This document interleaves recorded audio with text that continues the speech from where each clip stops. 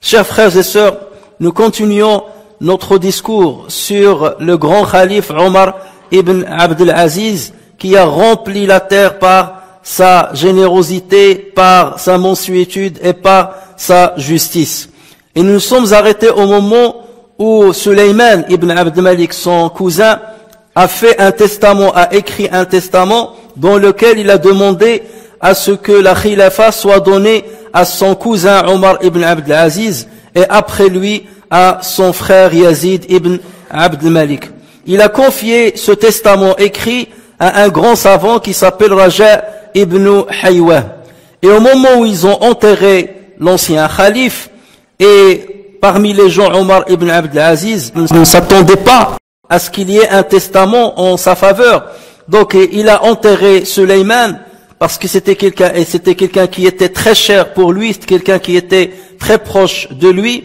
Et une fois ils sont revenus au palais royal pour savoir ce qui était écrit et inscrit dans le testament, Raja ibn Haywa a ouvert le testament et une fois il l'a lu, ils ont découvert que Sulayman a confié la khilafa à son cousin Omar ibn Abd al-Aziz. C'est alors que tous les frères de Sulayman se sont révoltés parce qu'ils s'attendaient à ce que le plus aîné parmi eux, à savoir le Walid ibn Abd Malik, enfin, à savoir le Yazid ibn Abd Malik, soit celui qui devait prendre la khilafa.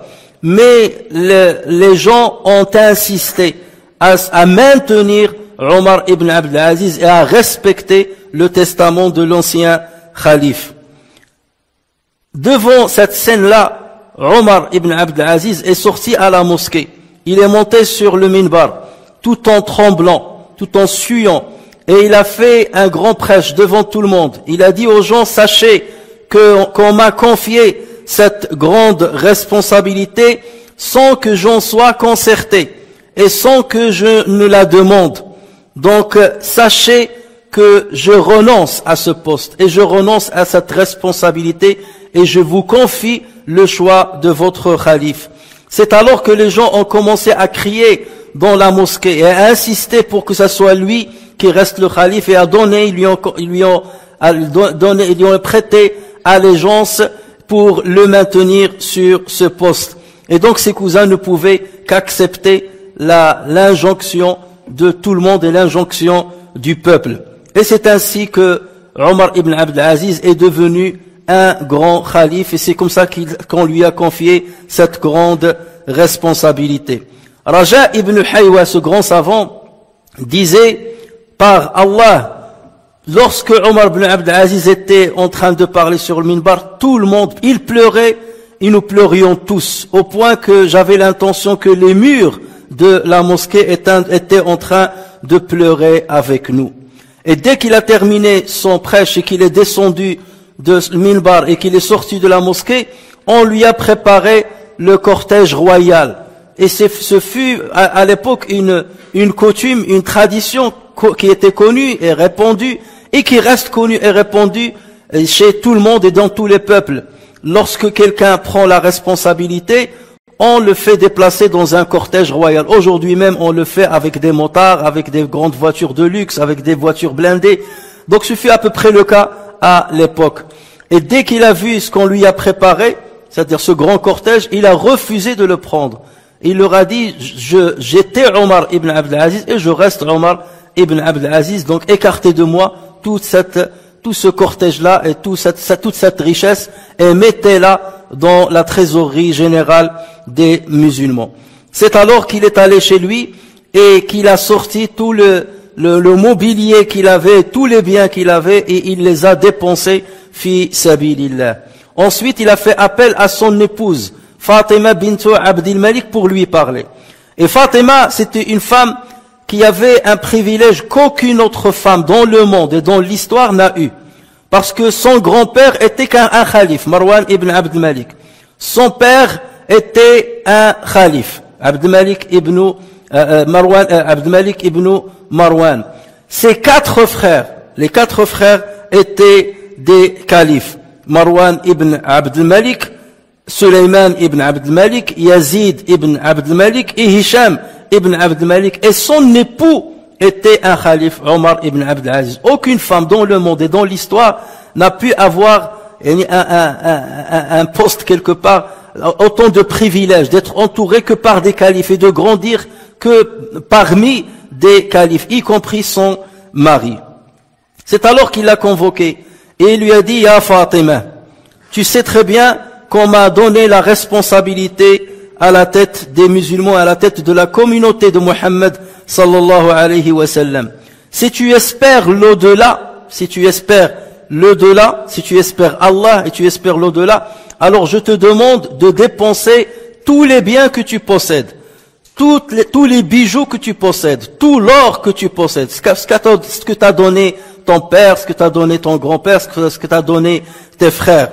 Et si en revanche tu veux la vie d'ici-bas, alors je te divorce et je te donne un mata, je te donne quelques biens et tu reviens à la maison de tes parents. Mais cette femme, bien qu'elle ait été une femme qui a grandi dans le luxe et qui a été entourée par le luxe, elle était tellement attachée à cet homme et à la piété de cet homme et à la mansuétude de cet homme qu'il lui a dit, sache, ya Amir al-Mu'minin, que la vie c'est avec toi et la mort sera avec toi. Donc j'accepte de tout délaisser pour rester à tes côtés. Et c'est ainsi donc que Omar ibn Abd al-Aziz a commencé donc son chemin dans la gouvernance des musulmans. Il est allé prendre tous les biens de ses cousins, tous les biens matériels de ses cousins, de ce qu'ils avaient eu sans justice et sans mérite, et il l'a mis dans la trésorerie publique, au point qu'il n'aura laissé que ce de quoi ils peuvent vivre, que le minimum par lequel ils peuvent vivre comme tout le monde. Si bien qu'ils étaient révoltés. Et ils ont dit, on n'a pas de moyen de le convaincre que de solliciter l'intercession de sa tante, de sa grande tante et de notre tante Fatima, la fille de Marwan ibn al-Hakam. Donc cette dame-là, ils lui ont parlé, et il est venu voir Omar ibn Abd al-Aziz pour essayer de le convaincre de laisser quelques biens et de laisser quelques richesses à ses cousins et à leurs enfants. Mais elle parlait à quelqu'un qui était déterminé. Si bien que lorsqu'elle est sortie de chez lui, il leur a dit, vos parents ont choisi de marier leurs enfants avec un descendant de Omar ibn al-Khattab. Vos parents ont choisi de marier leur enfant avec un descendant de Omar ibn al-Khattab. Et donc cet homme-là est à l'image de son grand-père Omar ibn al-Khattab. Vous ne pouvez pas le convaincre. Il est à l'image de Omar ibn al-Khattab, dans sa justice, dans son abnégation et dans son ascétisme. Et c'est comme ça donc que Omar ibn Abd al-Aziz a continué son chemin. Chers frères et sœurs, Ata ibn Abi Rabah, un grand savant tabi'i, rapporte-t-il en disant, Fatima, l'épouse de Omar ibn Abd al-Aziz, m'a raconté qu'un soir elle est rentrée et elle a trouvé Omar ibn Abd al-Aziz dans son musalla. Le musalla, c'est un endroit dans la maison qu'on réserve pour la prière, et notamment la prière nocturne et les prières surérogatoires. Donc elle a dit, un soir je suis rentré chez lui et je l'ai trouvé dans son musalla, la paume de la main sur sa joue. Ça veut dire que c'est quelqu'un qui est peiné, quelqu'un qui était pensant. Donc la paume de la main sur sa joue en train de pleurer. Et donc je lui ai demandé, est-il arrivé quelque chose? Pourquoi tu pleures? Est-il arrivé quelque chose de grave? Et lui de répondre, Ya Fatima, Allah m'a donné une responsabilité sur la communauté de Muhammad sallallahu alayhi wa sallam. Je me suis alors rappelé du besogneux qui a faim. Je me suis rappelé du besogneux qui a faim, du malade perdu, de celui qui est dévêtu et dépassé, de l'opprimé abattu, de l'étranger captif, des personnes âgées, de tous ceux qui ont des enfants à travers les coins du monde. Et je me suis rendu compte que j'aurais à rendre compte à Dieu sur ma responsabilité, voilà, de ma responsabilité sur tous ces gens. Et que leur défenseur contre moi sera Muhammad sallallahu alayhi wa sallam. J'ai alors eu peur de ne trouver aucune excuse devant lui sur ce qui peut arriver à ces gens, et c'est ce qui m'a fait pleurer. Regardez, lorsque les personnes prennent une responsabilité, ce ne sont pas les profits qu'ils recherchent. Ils ne cherchent pas qu'est-ce que je peux prendre ici, ce que je peux prendre là, l'argent que je peux, par lequel je peux m'enrichir, la notoriété que je peux avoir. Lui, il est en train de voir là où il risque d'être piégé le jour du jugement. Là où il va être, là sur quoi il va être questionné devant Allah Azza wa Jal. Donc il se rappelle de tous ces faibles qui abondent dans la communauté musulmane. Les pauvres, les besogneux, les malades, les personnes âgées, les gens qui ont beaucoup d'enfants, les étrangers qui sont captifs. Il a considéré qu'il a une responsabilité devant tous ces gens-là et que leur défenseur le jour du jugement sera Muhammad sallallahu alayhi wa sallam, parce qu'il est khalife. Qui dit khalife, ça veut dire il est le remplaçant du prophète devant les musulmans. Il remplace, il est le successeur du prophète devant tous les musulmans. Et forcément il va dire, est-ce que j'ai agi comme le prophète sallallahu alayhi wa sallam aurait agi devant sa communauté? Et là il voyait que peut-être il était loin et qu'il n'était pas à la hauteur de cette grande responsabilité. La meilleure qualité qu'avait Omar ibn Abdul Aziz, et la meilleure qualité que peut avoir n'importe quel gouverneur, c'est la crainte révérentielle. C'est qu'il craignait Allah Azza wa Jal par-dessus tout. Et c'est ce qui lui a permis d'être juste, et c'est ce qui lui a permis d'être à la hauteur réellement de sa responsabilité. Makhul al-Shami, un grand jurisconsulte parmi Tabi'in, dit, si je fais un serment par Dieu, je serai véridique. Je n'ai jamais vu plus ascète et plus craintif de Dieu que Omar ibn Abdul Aziz. J'ai jamais vu de ma vie un homme aussi ascète, ça veut dire aussi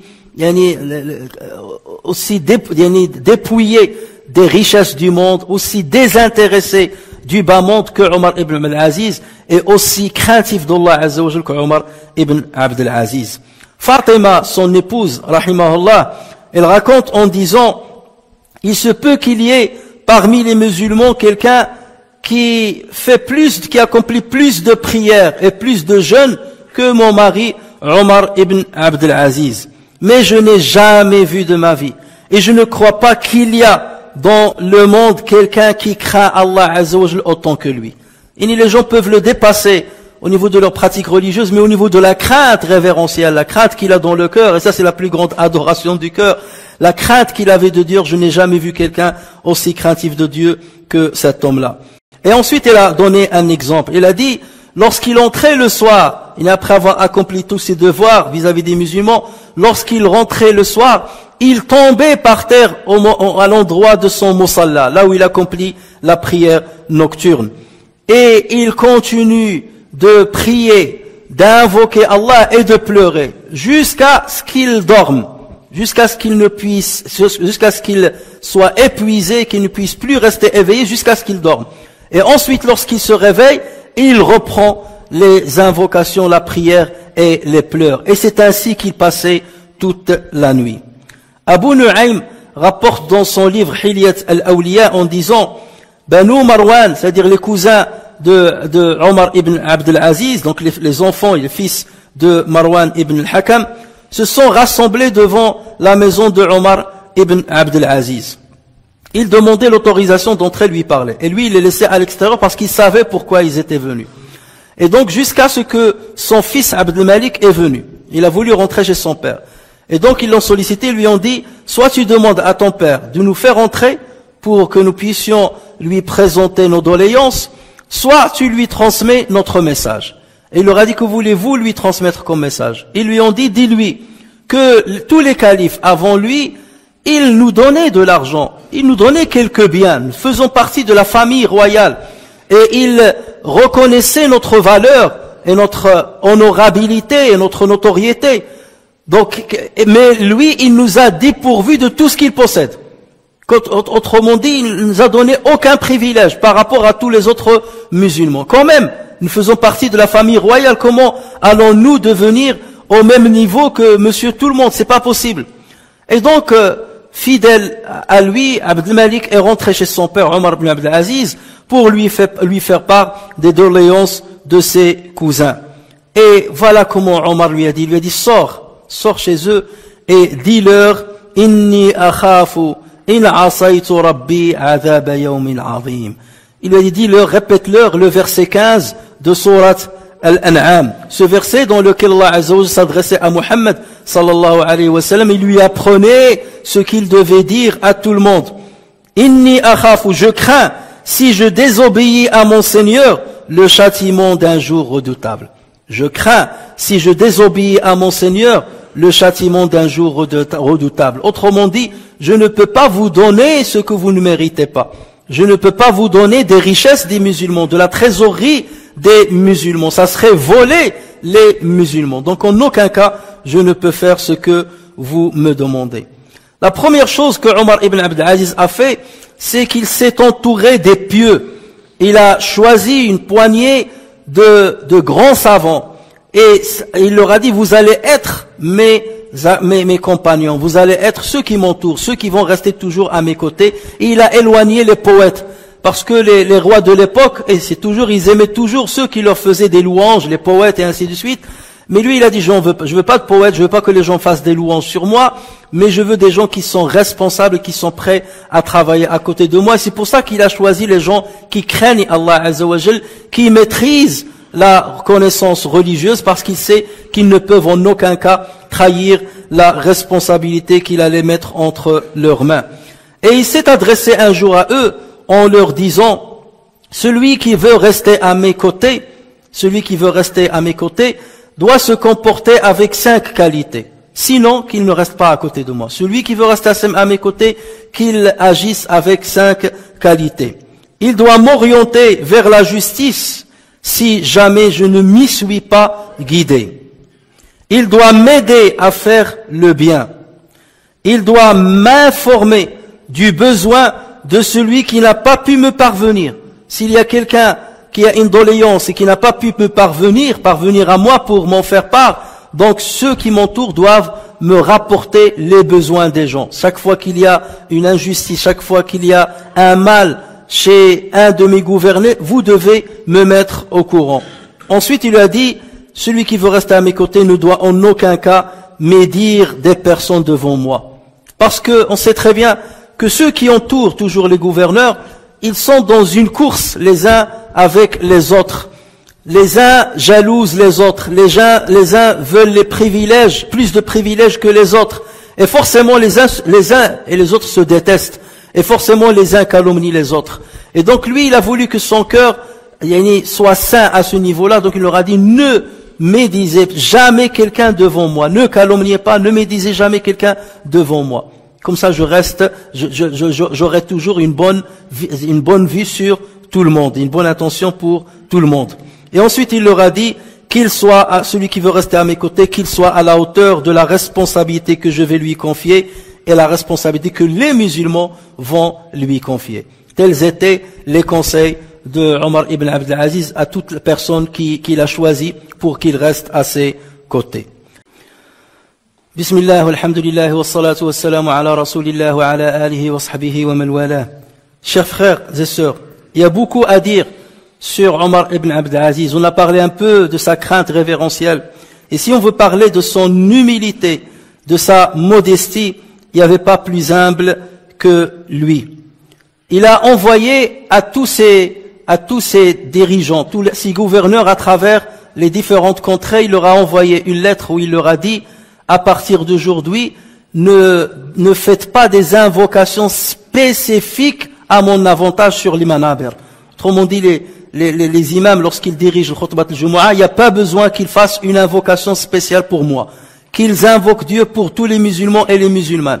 Et si jamais j'en fais partie, je serai touché par le bien de ces invocations comme n'importe quel musulman.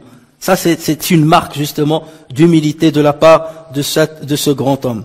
L'imam al-Awza'i, rahimahullah, rapporte en disant, Omar ibn Abd al-Aziz réservait toujours quelques drachmes de son argent personnel chaque jour pour qu'on présente de la nourriture aux pauvres. Et il a insisté pour venir manger avec eux. Donc il donnait à ceux qui travaillent pour lui cet argent-là personnel, mettez-le pour nourrir les pauvres. Et dites-moi où est-ce qu'ils vont manger pour que je vienne manger avec eux tous les jours. Raja ibn Haywa rahimahullah, il dit, j'ai passé une bonne partie de la nuit, j'ai passé une bonne partie de la nuit avec Omar ibn Abd al-Aziz, jusqu'à ce que la lampe à huile qu'il y avait, en fait, il est tombé en panne quelque part. Il est tombé en panne et la lumière de la lampe s'est éteinte. Et donc je lui ai dit, est-ce que tu veux que je demande à ce domestique de la réparer? Il y avait un domestique à côté qui dormait parce qu'ils sont restés très tardivement. Veux-tu que je demande à ce domestique de réparer la lampe?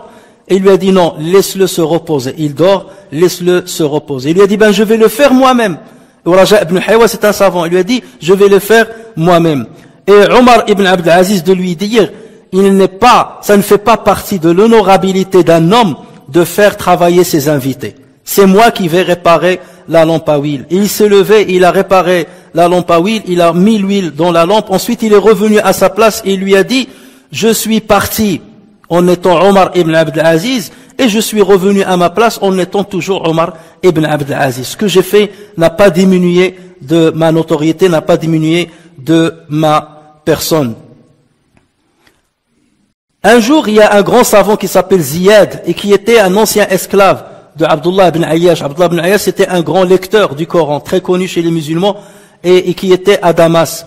Et donc il est venu et c'était un ascète, il est venu avec un groupe de besogneux pour demander à Omar ibn Abd al-Aziz de leur donner un peu d'argent. Il est venu à sa porte et demander l'autorisation d'entrer avec ceux qui étaient avec lui. Et lorsque Omar a entendu la nouvelle, il leur a dit, faites entrer uniquement Ziyad.